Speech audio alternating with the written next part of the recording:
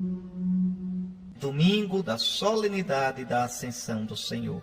Na verdade, essa solenidade, a data originária dela é o 40º dia após a festa da Páscoa, que ocorreu na quarta-feira passada.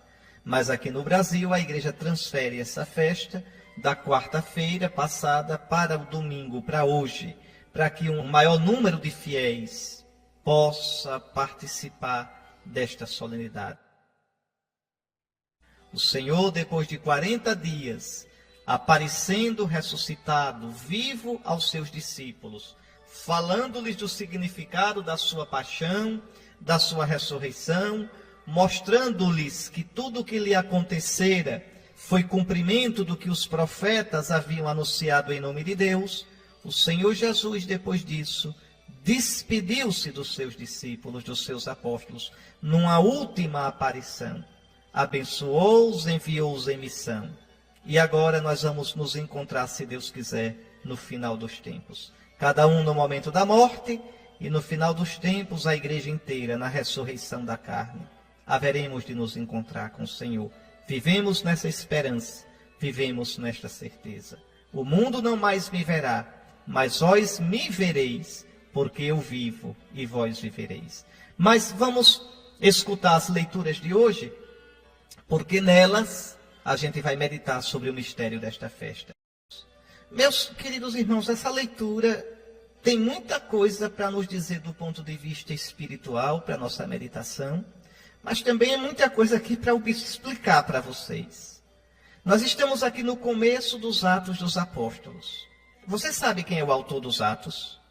É São Lucas, o mesmo autor do Evangelho. Se você olhar o Evangelho de Lucas, se você tiver com a Bíblia aí, você pegue. Se não tiver, depois você dê uma olhadinha no capítulo 1 de São Lucas. Como é que começa o Evangelho de Lucas? É surpreendente. Não começa logo falando de Jesus. Começa com uma dedicatória, um prólogo. Escute. Olha o que São Lucas diz. Muitos tentaram escrever a história dos fatos ocorridos entre nós, assim como nos transmitiram aqueles que desde o início foram testemunhas oculares e depois se tornaram ministros da palavra. Diante disso, decidi também eu, caríssimo Teófilo, redigir para ti um relato ordenado, depois de ter investigado tudo cuidadosamente desde as origens, para que conheças a solidez dos ensinamentos que recebeste. Então, o Evangelho de Lucas é uma obra escrita dedicada a um certo Teófilo. Lucas é cristão da segunda geração. Agora que os apóstolos, as testemunhas mesmas, que conviveram com o Senhor, essas testemunhas começam a desaparecer, Lucas, que foi secretário de São Paulo, resolve fazer uma investigação acurada e escrever a este Teófilo para mostrar, como ele diz, a solidez dos ensinamentos que os cristãos receberam. O Evangelho de Lucas é uma catequese sobre Jesus. Nós temos o querigma, que é o primeiro anúncio, e temos a catequese, que é o fazer ecoar, aprofundando este primeiro anúncio recebido. Quem era esse Teófilo? Se discute muito. Era uma pessoa ou é um personagem fictício? Sim, porque Teófilo quer dizer amigo de Deus. Esse Teófilo é uma pessoa concreta ou é, na verdade, todo cristão que é um amigo de Deus? Essa pergunta a gente não pode responder com certeza. Pessoalmente, eu acho que era uma pessoa, mas não sabemos em todo caso. Depois você vê o início dos Atos dos Apóstolos. No meu primeiro livro, ó Teófilo, qual é o primeiro livro de Lucas? O Evangelho. Olha, no meu primeiro livro, ó Teófilo, já tratei de tudo o que Jesus fez e ensinou, desde o início até o dia em que foi levado para o céu, depois de ter dado instruções pelo Espírito Santo aos apóstolos que tinha escolhido. Então, o Evangelho de Lucas vai desde o anúncio do anjo a Zacarias, lembre disso, o anúncio do nascimento de João Batista, até a ascensão de Jesus. até a ascensão. Agora, é muito interessante, porque se você olhar, os Atos dizem assim, olha, foi a eles, aos apóstolos, que Jesus se mostrou vivo depois de sua paixão, com numerosas provas. Durante 40 dias apareceu-lhes, falando do reino de Deus. É muito interessante, porque durante 40 dias, São Lucas diz, Jesus apareceu aos seus discípulos. Jesus comeu e bebeu com eles. Jesus explicou-lhes a sua missão e começou a explicar a missão que os apóstolos teriam a partir de agora, durante 40 dias. Mas é interessante, a gente colocou na cabeça uma ideia que não é muito precisa, não é muito correta. A ideia de que Jesus só volta para o Pai depois de 40 dias. Não! Se você olhar o próprio Evangelho de Lucas, no capítulo 24, Lucas diz que Jesus voltou para o Pai no dia da ressurreição. E é verdade. Jesus ressuscita no Pai. Ressuscitar é passar da morte e entrar na vida de Deus. Na madrugada do domingo da ressurreição, Jesus já entrou na glória do Pai. Agora, durante 40 dias, ele ficou aparecendo entre nós. Ele ficou encontrando-se com os discípulos. Se você pegar o capítulo 24 de Lucas, você vai ver. Tem a história do encontro de Jesus com os discípulos de Emaús. Quando foi esse encontro? Na tarde do domingo da ressurreição. Lembre disso. Pega o capítulo 24 de Lucas. Está lá. Naquele mesmo dia, o primeiro da semana, naquele mesmo dia da ressurreição, 2 dos discípulos iam para um povoado chamado Emaús. Lucas 24, 13. Aí você lembra? Eles reconheceram Jesus ao partir do pão. O que eles fizeram? Levantaram-se e voltaram correndo para Jerusalém. Quando chegaram lá, contaram tudo o que tinha acontecido. O que é que os de Jerusalém disseram? É verdade, o Senhor ressuscitou e apareceu a Simão Pedro. Aí veja agora no versículo 36. Ainda estavam falando, quando o próprio Jesus apareceu no meio deles e lhes disse, a paz esteja convosco. Aí Jesus conversa com eles, lhes dá instruções, depois vá para o versículo 50.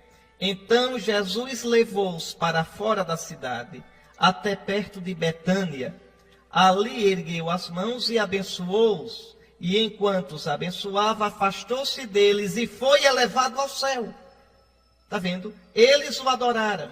Em seguida voltaram para Jerusalém, Betfagé na periferia de Jerusalém, com grande alegria. E estavam sempre no templo bendizendo a Deus. Então, no Evangelho de Lucas, Jesus volta para o Pai. A ascensão é no dia da ressurreição. Não esqueça isso. Jesus ressuscita no Pai. No Pai. Agora, durante 40 dias, ele continua se manifestando aos seus discípulos. Na verdade, o que aconteceu depois de 40 dias? Jesus faz uma última aparição e se despede definitivamente de modo solene. Solene. É o que São Lucas vai contar nos Atos dos Apóstolos. Por isso ele diz a Teófilo, veja, no meu primeiro livro, eu contei tudo que Jesus fez e ensinou desde o começo até o domingo da ressurreição, o dia em que foi levado para o céu, depois de ter dado instruções pelo Espírito Santo aos apóstolos que tinha escolhido. Jesus cheio do Espírito Santo, eu já disse tantas vezes a vocês, meus irmãos, a ressurreição é obra do Pai, que derrama o Espírito, a plenitude do Espírito sobre o Filho Jesus. Olha aqui, durante uma refeição deu-lhes esta ordem. É a refeição que a gente viu aqui no capítulo 24 de São Lucas. Lucas 24, versículos 36 e seguintes. Então, olha, durante uma refeição deu-lhes esta ordem. Não vos afasteis de Jerusalém, mas esperai a realização da promessa do Pai, da qual vós me ouvistes falar.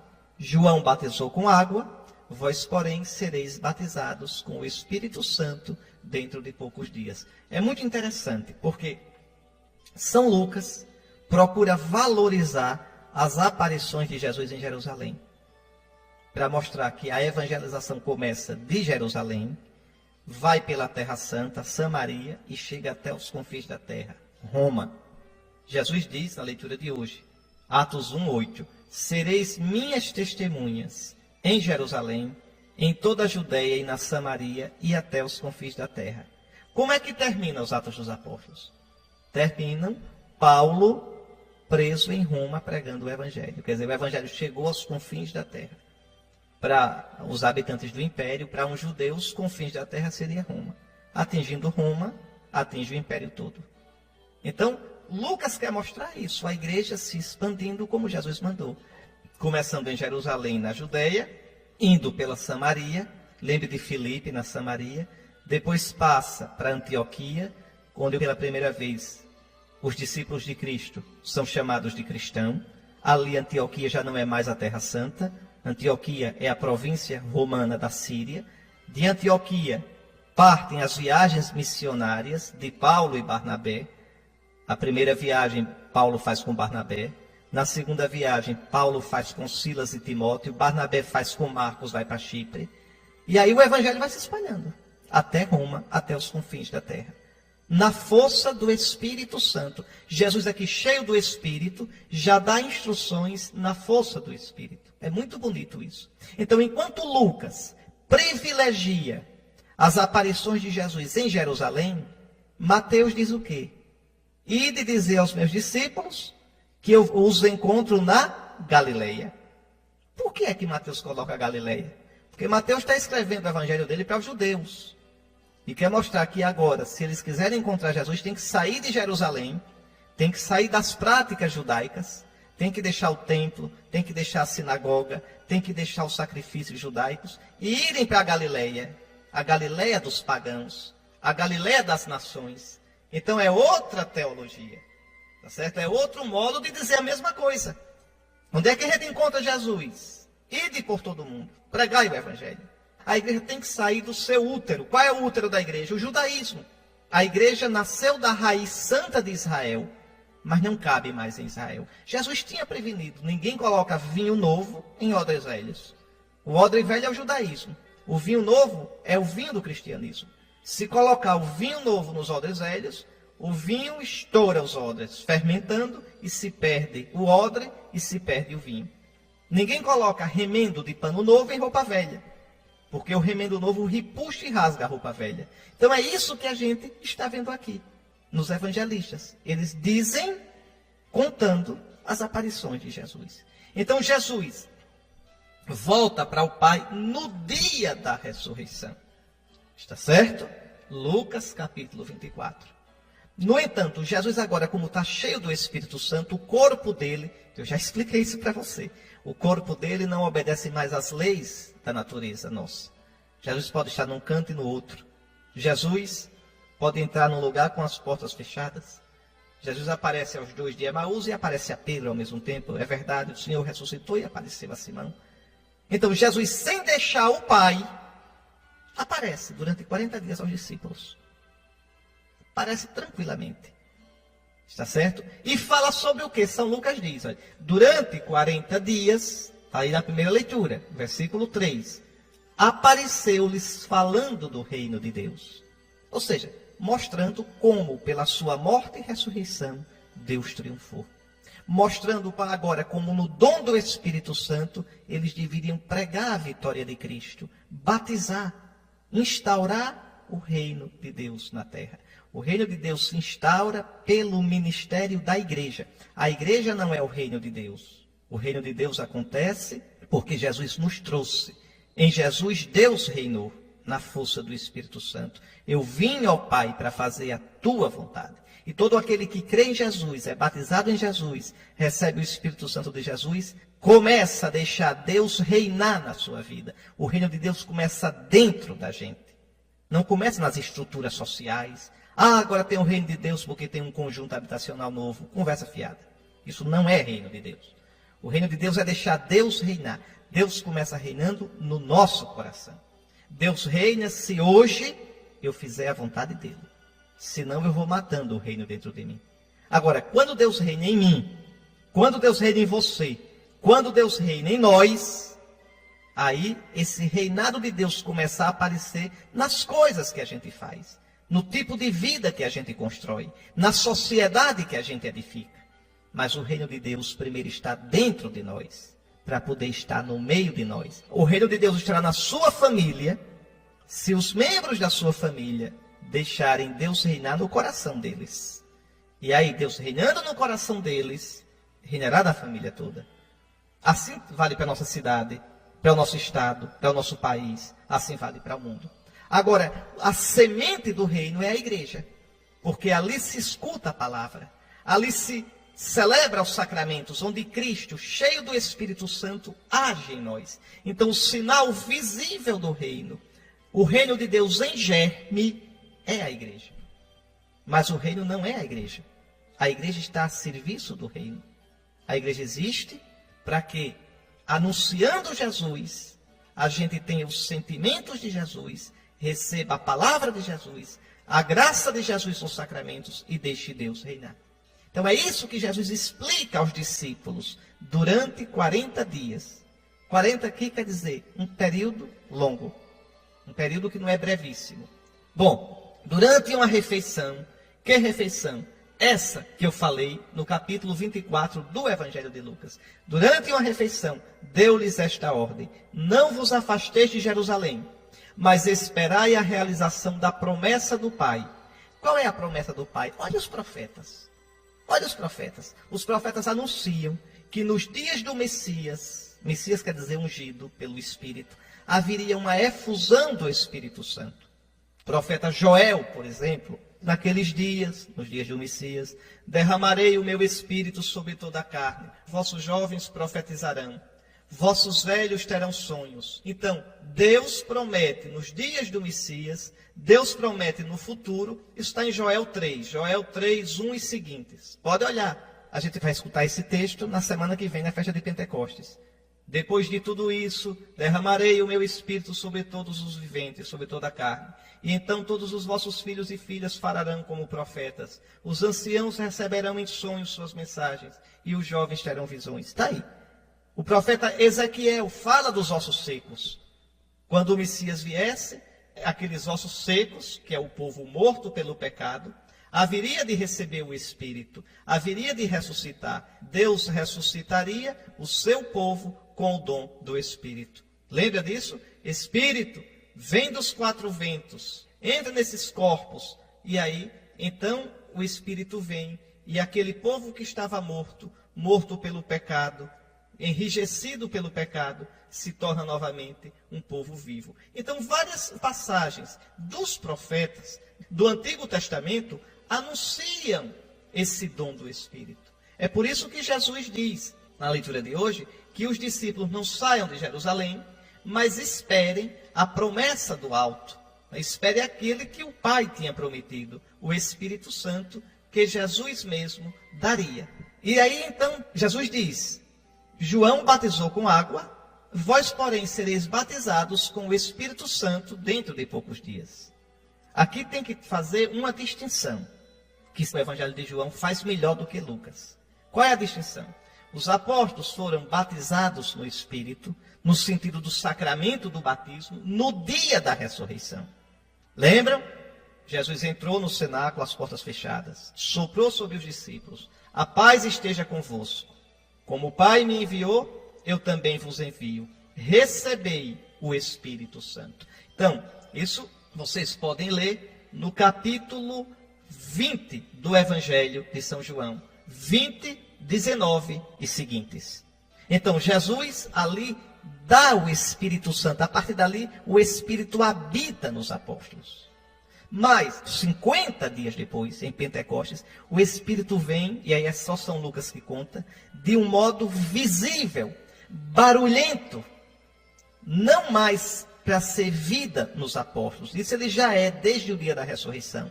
Ele vem agora para dar força aos apóstolos, para abrirem as portas e pregarem o Evangelho. Então, o Espírito dado no dia da ressurreição é o nosso sacramento do batismo.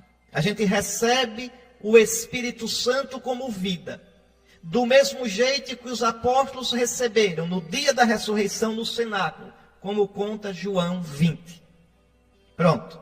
Agora, depois a gente recebe na crisma o Espírito Santo como força, como os apóstolos receberam 50 dias depois da ressurreição em Pentecostes. Está aí. É disso que Jesus fala aqui. Sereis batizados com o Espírito Santo dentro de poucos dias.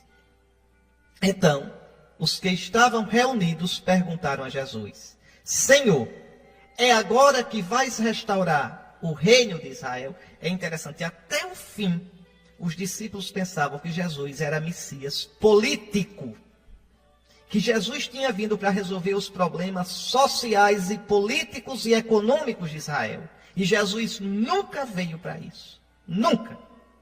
Jesus ia muito mais profundo. Jesus queria converter os corações a Deus. Jesus queria implantar o reino no coração. Porque quando o homem se abre para o reino, quando deixa Deus reinar, ele muda. Essa é a missão da igreja. A missão da igreja não é primeiramente política nem social. É pregar Nosso Senhor. Pregar o reino de Deus. Quando as pessoas se convertem, elas mudam de comportamento. Elas mudam. Aí é como diz o bendito do Padre Cícero: quem roubou não rouba mais. Quem matou não mata mais. Quem bebeu não bebe mais. Quem adulterou não adultera mais. Então essa é a missão da igreja. Quando um político rouba, é porque na verdade ele nunca acolheu o reino de Deus. No dia que ele se converter de verdade, ele não rouba mais. Ele se converte a Jesus. Então, ao invés de ficar dizendo só, não roube, a gente deve anunciar Jesus. Porque aquele lá, no dia que encantasse de verdade com Jesus, não rouba mais.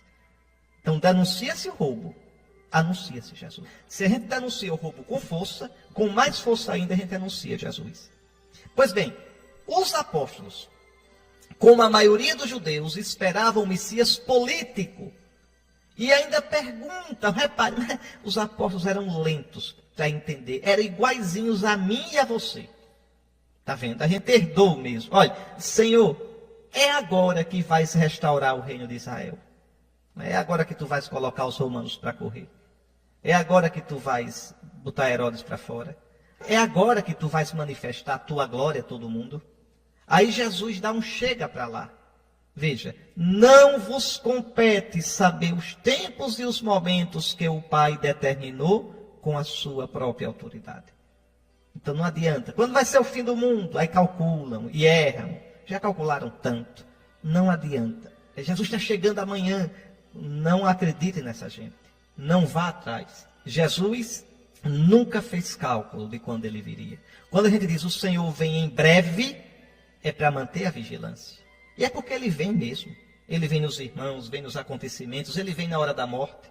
Mas a vinda triunfal dele, a vinda triunfal de Cristo, a gente chama de parousia. Quer dizer, a chegada triunfal do Senhor. Então, essa vinda nós não temos a menor ideia de quando será. E por que o Novo Testamento diz que é em breve? Por isso. Porque ele vem vindo sempre. Em cada pessoa, em cada acontecimento. E na hora da nossa morte. É interessante que Nosso Senhor nunca aceita responder pergunta boba, curiosa. Por exemplo, Senhor, são poucos ou muitos os que se salvam? Perguntaram a Jesus.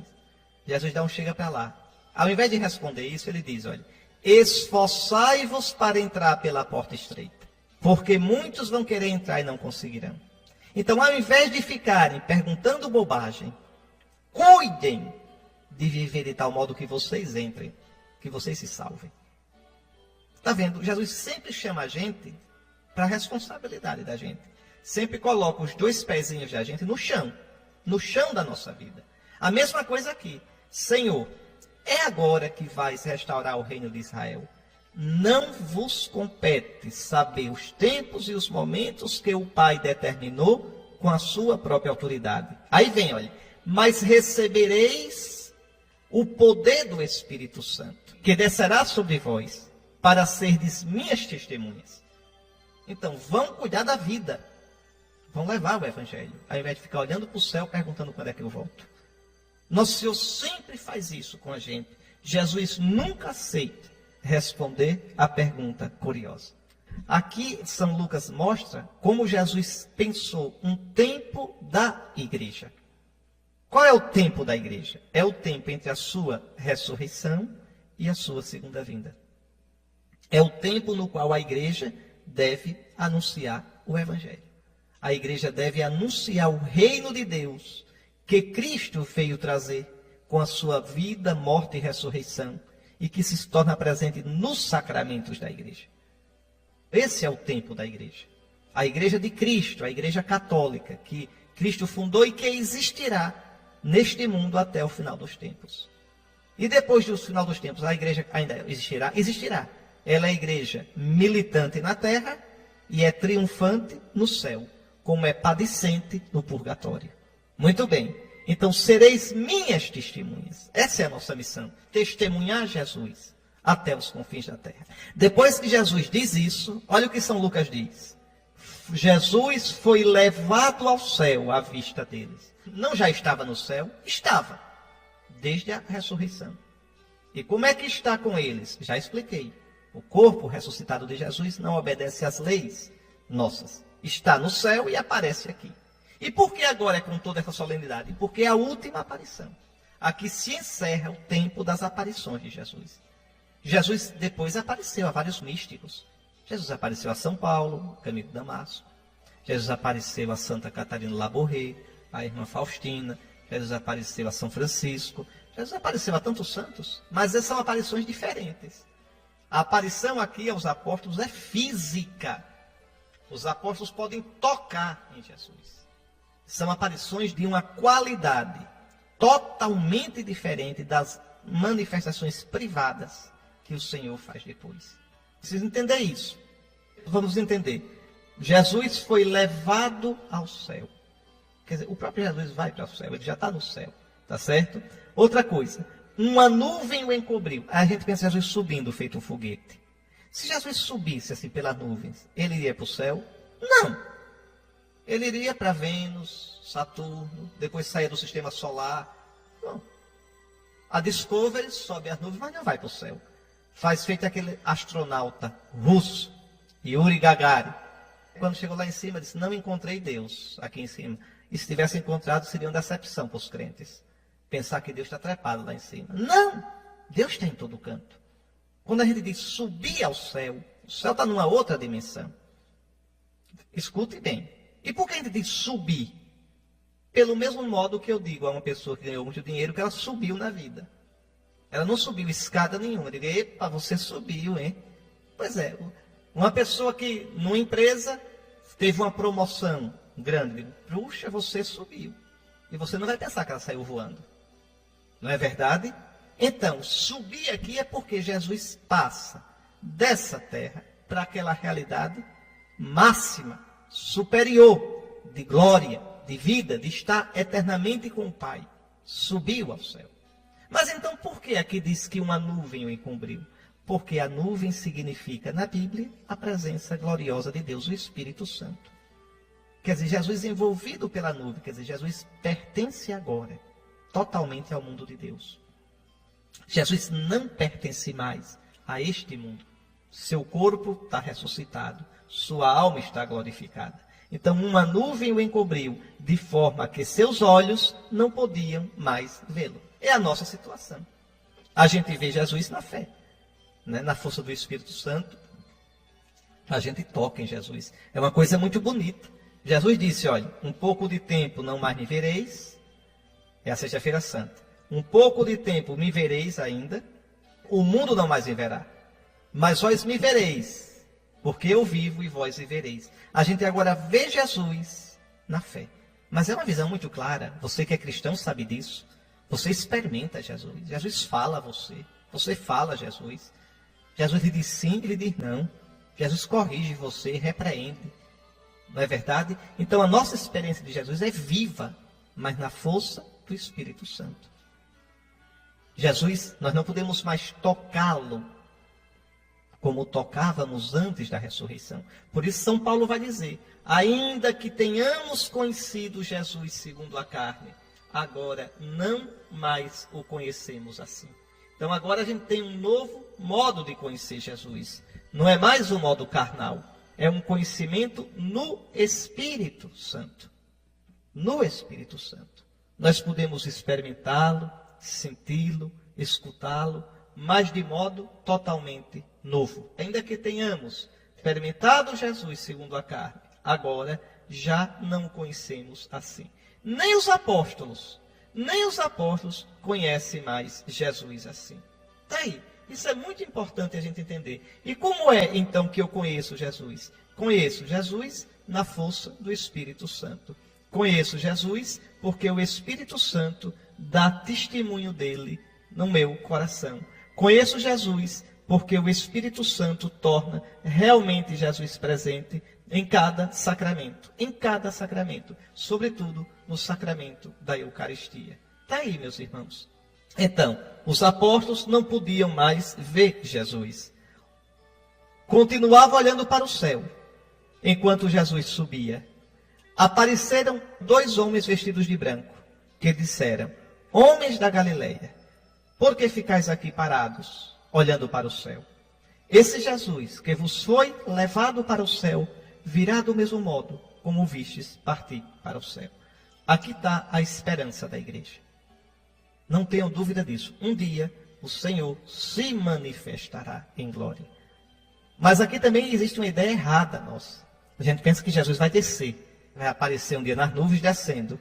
Aí danou-se, porque ele vai descer onde? Se descer em Aracaju, os de São Paulo não veem. Se descer aqui, os de Japão não vão enxergar. Não é isso. Jesus não vai voltar. A ideia de voltar pode dar a entender que Jesus, como veio a primeira vez, do mesmo jeito virá. Não. Jesus, na força do seu Espírito Santo, no final vai glorificar com o Espírito Santo, de tal modo, o universo todo, que o universo será elevado na glória de Jesus. Nós todos estaremos com o Senhor. A glória de Jesus vai se manifestar. Imagine uma nuvem. Vamos imaginar assim.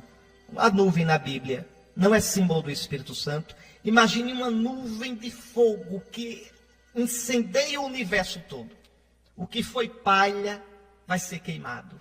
O que foi metal precioso vai ficar incandescente e purificado. É a glória de Jesus. É o Espírito de Jesus. E aí, veja, toda a criação experimentará a glória de Jesus, que é o Espírito Santo. E aí, esse mundo como ele existe, passará. A história vai se acabar. O tempo vai se acabar. E nós passaremos deste mundo para a glória. Desse mundo para o mundo glorificado. É nesse sentido que Jesus voltará. O Novo Testamento fala em vinda de Jesus, em parousia, aparecimento solene de Jesus. Então não a volta no sentido de voltar igualzinho como ele veio a primeira vez. Pronto, é isso que a igreja celebra hoje.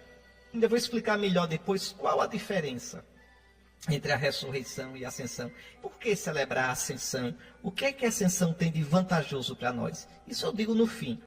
Vamos agora rezar juntos o Salmo 46, o Salmo da festa de hoje, da Ascensão. Não precisa nem explicar, porque está tão claro. Por entre aclamações Deus se elevou. O Senhor subiu ao toque da trombeta. Um modo poético de cantar a ascensão de Jesus. Subir ao toque da trombeta é uma imagem. Subir entre aclamações dos anjos, de todos os cristãos. Meus queridos irmãos, essa leitura tem muita coisa para nos dizer. É de uma beleza, de uma profundidade impressionante. Escute, eu vou comentar versículo por versículo, viu? Efésios 1, do 17 ao 23. É muita coisa. Irmãos, o Deus de nosso Senhor Jesus Cristo. O nosso Deus é esse. Qual é o nome do teu Deus? É o Deus que criou tudo. Não, o muçulmano também acredita nesse Deus. Os judeus também acreditam. A carteira de identidade do Deus cristão é essa. Ele é o Deus e Pai de nosso Senhor Jesus Cristo. Ele é o Deus que enviou Jesus. É o Deus que Jesus nos revelou. É o Deus que ressuscitou Jesus dentre os mortos. Esta é a identidade do nosso Deus. Irmãos, o Deus de nosso Senhor Jesus Cristo, o Pai a quem pertence a glória, vos dê um espírito de sabedoria que vô-lo revele e faça verdadeiramente conhecer. Ninguém conhece o Pai, a não ser no Espírito Santo. Ninguém conhece o Filho, que Jesus é o Filho, a não ser no Espírito Santo. É o Espírito que nos dá a conhecer o Pai e o Filho. Repare que aqui São Paulo está pensando na Trindade. Irmãos, o Deus e Pai do Filho Jesus Cristo vos dê um espírito de sabedoria que vô-lo revela. É o Espírito Santo. É o Espírito que dá o dom da sabedoria. Pode olhar lá em Isaías 11. Mais ainda, que ele abra, quer dizer, que esse Deus, Pai, na força do Espírito Santo de Jesus, abra o vosso coração à sua luz. Sem o Espírito Santo você não compreende o mistério de Deus. Sem o Espírito Santo você não tem o gosto das coisas de Deus. Sem o Espírito Santo você fica só no pensamento do mundo, na lógica do mundo. Sem o Espírito Santo as coisas de Deus parecem loucura, parecem insensatez, doidice, parece coisa distante. Então veja, que ele, o Pai, abra o vosso coração à sua luz. Como? Na sabedoria do Espírito Santo. Para que saibais qual a esperança que o seu chamamento vos dá. Qual é a esperança, meu irmão, que o chamamento de Deus dá a você? Eu vou dizer, é a vida eterna, é o céu. Venha o que vier na vida, confie, coragem, ânimo. É para o céu que você caminha. Está chorando agora? Está com dificuldade na família? Está prostrado numa cama? Está com o coração ferido pela fraqueza psicológica ou moral? Está se sentindo caluniado? Está sozinho? Está com medo da morte? Coragem. O nosso destino, nossa pátria é o céu. Que o Espírito Santo de Jesus ressuscitado lhe dê a sabedoria para você ver, meu irmão. Para você ver que Deus ama você, que você está caminhando para a glória de Deus em Cristo. Que você não precisa ter medo. Que tudo nessa vida se torna pequeno diante da glória que nos espera no céu. Mas tudo só se torna pequeno nessa vida se Deus for grande para a gente. E quando tudo se torna pequeno, você se torna maior do que tudo. E aí você deixa de ter medo das coisas. Aí você pode enfrentar as coisas. Pois bem, que o Deus e Pai de nosso Senhor Jesus Cristo dê a você esse espírito de sabedoria para que você saiba. Saber aqui quer dizer experimentar no coração, com certeza, qual a esperança que o seu chamamento vos dá. Qual a riqueza da glória que está na vossa herança com os santos. Isso mesmo, a nossa herança é o céu.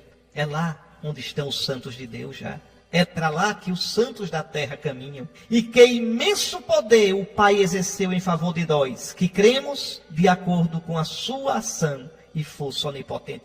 Quando foi que o Pai exerceu esse poder em nosso favor? Eu vou dizer quando. Eu já disse aqui uma vez. Quando ressuscitou Jesus. Quando ressuscitou Jesus, o Pai derramou sobre Jesus todo o Espírito Santo. Não tem mais Espírito Santo para ninguém. Quem quiser Espírito Santo, vai buscar em Jesus. O Pai derramou todo o Espírito Santo em Jesus e o ressuscitou dos mortos. Por isso que eu disse aqui no domingo da ressurreição, que Deus não pode fazer uma obra maior do que ressuscitar Jesus. Porque ali ele colocou a plenitude do Espírito Santo. Isso está na carta aos Colossenses. Eu expliquei para vocês, não vou nem explicar novamente porque não tem tempo, mas só vou recordar o que eu disse.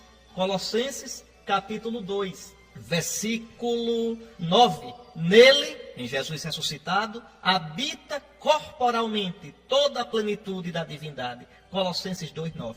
Então, toda a plenitude do Espírito, a onipotência de Deus, que é o Espírito Santo, a glória de Deus, que é o Espírito Santo, o poder de Deus, que é o Espírito Santo, a vida de Deus, que é o Espírito Santo, ele colocou tudo em Jesus, para que Jesus derrame sobre nós, no batismo, nos sacramentos, no dia a dia da nossa vida. Olha aqui.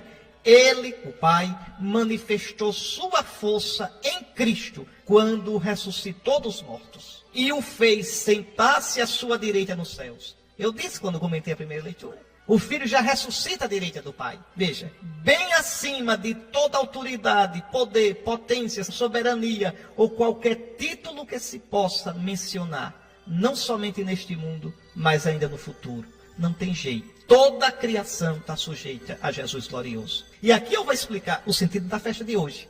Qual é a diferença entre a ressurreição e a ascensão? Se Jesus subiu no mesmo dia, por que a gente faz essa festa todinha hoje? É porque são dois lados da mesma moeda. Na ressurreição você vê Jesus glorificado, coberto de glória. E essa glória é o Espírito Santo. Você diz, veja, ele venceu. Ele entrou na glória do Pai. O homem Jesus, corpo humano, alma humana, entrou na glória do Pai. Está à direita do Pai. Ótimo. Mas isso serve para quê para a gente? Aí é que está. À direita do Pai, ele se torna nosso Senhor. Ele se torna Senhor do céu e da terra. Tudo agora está na mão dele. Por isso no Evangelho de Mateus, no capítulo 28... Vamos lá olhar o capítulo 28. Olha, eu trago a minha Bíblia para aqui, eu fico procurando junto com você. Vou dizendo as coisas e vou procurando. Olha aqui, Mateus 28, versículo 18. Jesus se aproximou deles e disse, Jesus ressuscitado, foi-me dada toda a autoridade no céu e na terra. Está aí. Céu e terra, quer dizer, tudo quanto existe. Até o diabo, o demônio, se pela de medo. Jesus tem toda a autoridade sobre os demônios. Os demônios não podem nada diante de Jesus. Nada, nada, nada, nada, nada.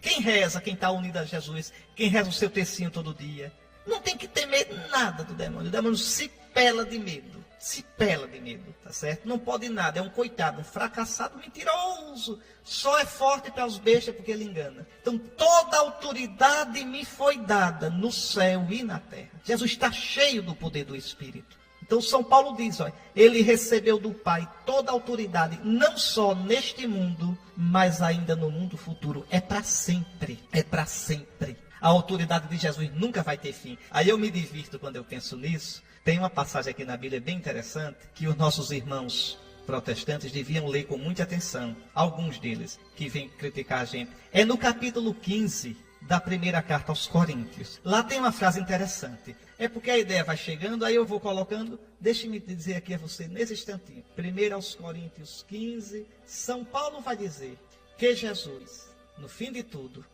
vai entregar o reino a Deus, seu Pai. Certo? Está aqui.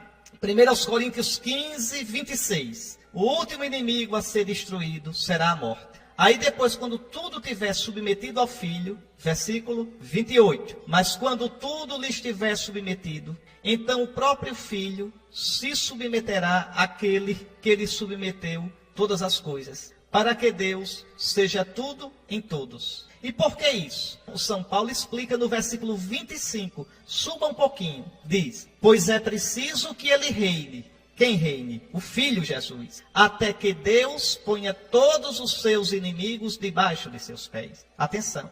1 aos Coríntios 15, 25. São Paulo, falando de Cristo, diz, é preciso que ele reine, até que Deus ponha todos os seus inimigos debaixo dos seus pés. Agora eu pergunto, depois que Deus colocar todos os inimigos debaixo dos pés de Jesus, Jesus vai deixar de reinar? Jesus vai deixar de ser rei? Não, porque o reino dele é para sempre. Porque ele mesmo disse, eu sou o alfa e o ômega, eu sou o princípio e o fim. O seu reino não terá fim. Mas atenção, veja como diz a Escritura, é preciso que ele reine até que tudo seja colocado debaixo dos seus pés. E depois que ele vai deixar de reinar? Não. Aí, por que eu estou dizendo isso? Porque São Mateus diz que José não conheceu Maria até que ela deu à luz o menino.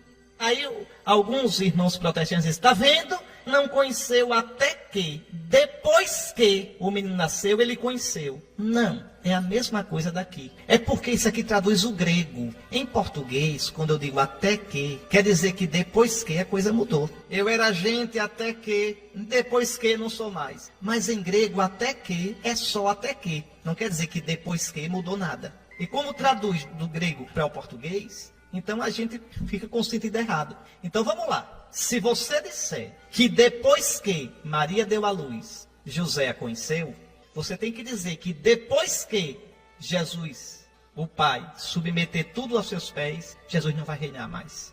É a mesma coisa.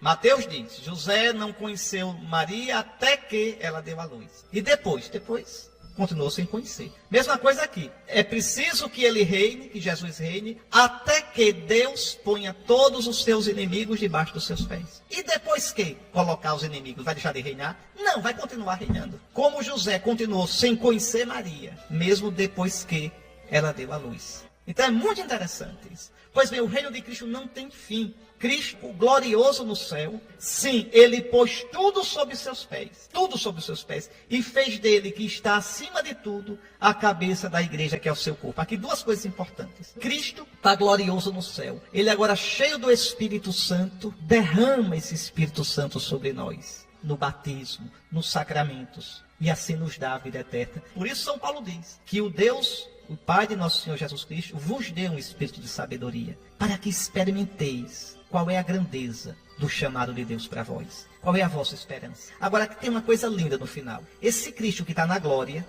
não é Cristo ressuscitado, homem ressuscitado no seu corpo e na sua alma, ele é cabeça da igreja. A cabeça está no céu, é Cristo. O corpo está na terra, é a igreja. E vai indo para o céu à medida que a gente vai morrendo. Então, Cristo e a igreja são unidos. E da cabeça vem a vida, que é o Espírito Santo, para o corpo o tempo todinho. É por isso que a igreja é santa. A igreja é só santa. É indefectivelmente santa. É santíssimo. Não por causa da gente. Dizer que a igreja é santa não quer dizer que a gente não tenha pecado. Quer dizer que a igreja vem de Cristo. É santificada por Cristo. Recebe a vida de Cristo. A igreja é só santa. A igreja não é santa e pecadora. Ela é indefectivelmente santa. Agora, no seu seio tem pecadores. Mas esses pecadores estão no seio da igreja, aparentemente, mas na verdade não pertencem à igreja. Santo Agostinho dizia isso, que a igreja é corpo misturado, mas os pecadores não pertencem à igreja de verdade. Pertencem só no corpo, quer dizer, pertencem só aparentemente, não na alma. São Tomás diz a mesma coisa. Então, Cristo é a cabeça da igreja. A igreja não foi fundada por Cristo. Ela é fundada por Cristo o tempo todo. Foi e é. Ou seja, o tempo todo Cristo infunde nela o seu Espírito Santo. Por isso ninguém nunca poderá destruir a igreja. Por que é que tem tantos jovens hoje? E adultos se convertendo? Por quê? Por que os seminários estão cheios? Por que é que nosso seminário está cheio? Por quê? Por que o ano que vem, se Deus quiser, vão entrar uns 20 jovens no nosso seminário menor? Por quê? Quem é que atrai esses meninos? O Espírito de Cristo ressuscitado. Cristo que tem misericórdia da gente, que continua chamando, respondendo à oração do povo de Deus. Seja divino, Salvador. Veja, Cristo que não deixa a sua igreja nunca. Se dependesse da gente, a igreja já tinha envelhecido, já tinha morrido. Mas veja, Cristo é a cabeça e sustenta o corpo. E aí São Paulo diz uma frase que é de arrepiar. Escute só, e eu termino o comentário dessa segunda leitura. Olhe, o Pai fez dele, que está acima de tudo, a cabeça da igreja, que é o seu corpo. Atenção, a plenitude daquele que possui a plenitude universal. Quer dizer isso, Cristo é o Senhor de tudo, mas a plenitude de Cristo é a igreja. Como é que a igreja é a plenitude de Cristo? Não é o contrário não, Dom Henrique? Não é Cristo que é a plenitude da igreja? É não, é a igreja que é a plenitude de Cristo. Vou explicar. Cristo é pleno. São Paulo acabou de dizer, ele tem a plenitude universal. Cristo como pessoa está pleno, está gloriosíssimo no céu. Não falta nada a ele. Mas Cristo como cabeça da igreja só estará pleno quando a igreja todinha estiver plena. A cabeça só está plena quando o corpo está pleno. Então, enquanto a igreja caminhar nesse mundo, enquanto todos os eleitos de Deus não crerem, não forem batizados, não estiverem no céu, a igreja não estará plena. A cabeça, Cristo como cabeça, não estará pleno. Então, coisa linda, a igreja é a plenitude de Cristo. Cristo não abandona a sua igreja nunca. Por isso me dá uma tristeza, assim, uma pena, coitadinho, quando eu vejo irmãos nossos, a igreja pecou na época de Constantino, Jesus abandonou a igreja católica não é mais a igreja. Não, a igreja católica será sempre a esposa imaculada do Cordeiro. Será sempre a plenitude de Cristo. Cristo não é marido safado. Desculpe a expressão, mas é essa mesmo. Cristo não trai sua esposa. Leia lá, pega a sua Bíblia, vai, Efésios 5. Cristo amou a igreja e se entregou por ela, a fim de lavá-la, de purificá-la pela palavra unida ao banho da regeneração, a pregação e o batismo, para apresentá-la a si mesmo, toda bela, sem mancha nem ruga. É Cristo que limpa a igreja o tempo todo, que a purifica. É Cristo que santifica a igreja. A igreja é a plenitude de Cristo. Por isso, se você ama Jesus, orgulhe-se da igreja. Não por nós, a gente é nada, mas por Cristo que é fiel.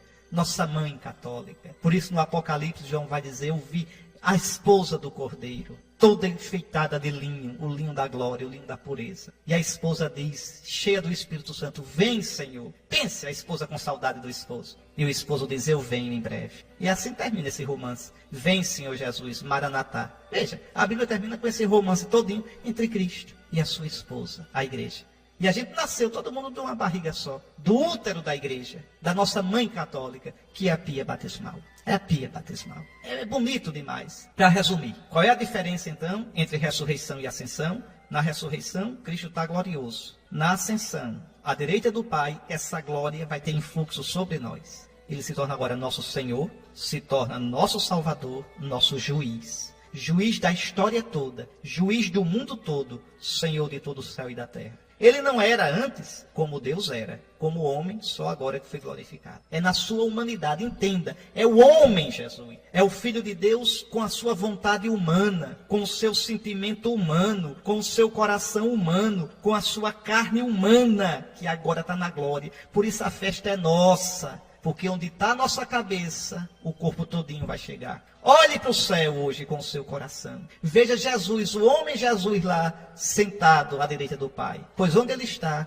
nós estaremos também. É o que ele pede em João 17. Pai, eu te peço que onde eu esteja, estejam eles também, para que vejam a minha glória. Glória que me deste, Pai, porque me amaste desde a criação do mundo. Está aí, meus irmãos, eu nem vou comentar muito esse evangelho, porque já expliquei. É o evangelho segundo Mateus. Os 11 discípulos foram para a Galileia. Por que a Galileia? Já expliquei. É a Galileia dos pagãos, é a região misturada de judeus com pagãos. Jesus tira os seus discípulos de Jerusalém, porque agora ele quer mostrar que quem quiser encontrá-lo tem que sair do judaísmo.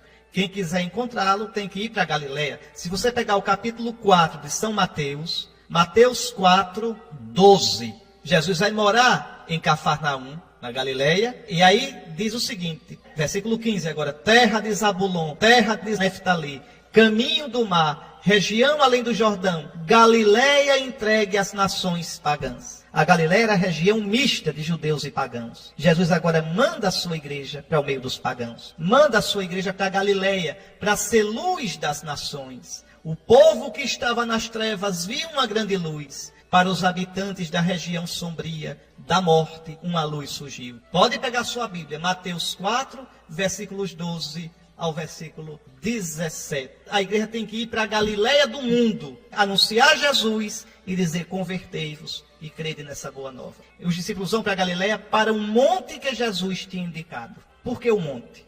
Porque o monte é o lugar da manifestação de Deus. Esse monte provavelmente tem uma tradição antiga que diz que é o Monte das Bem-aventuranças. Não sabemos. Um monte. Como ele subiu a um monte e transfigurou-se. Como ele subiu um monte e fez o sermão da montanha, que começa com as bem-aventuranças. Veja, ao vê-lo, se prostraram diante dele. Alguns duvidaram. É tão bom escutar isso, viu?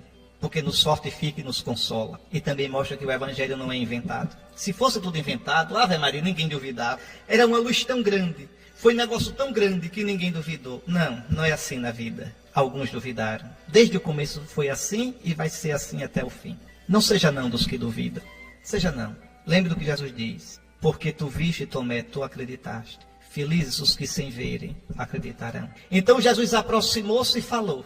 Toda autoridade me foi dada no céu e na terra. Está aí.